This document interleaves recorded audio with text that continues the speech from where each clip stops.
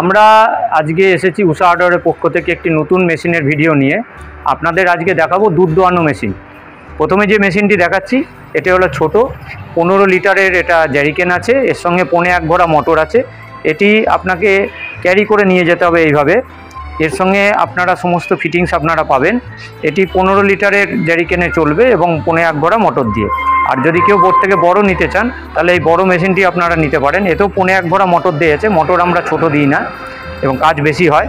এতে আপনাদের যে জ্যারিকেনটা আছে এটা 25 লিটারের জ্যারিকেন আছে এবং এটা ট্রলি সিস্টেম। আপনারা এদিক ওদিক নিয়ে যেতে পারবেন, এই ট্রলির মাধ্যমে এদিক ওদিক নিয়ে যেতে পারবেন। এটা হেভি ডিউটি জিনিস আছে।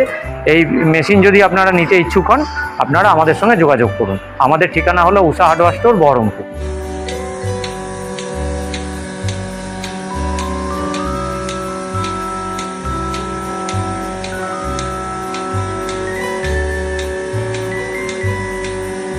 ब्राइट कंपनी की मशीन है जो कि हमने देखा कि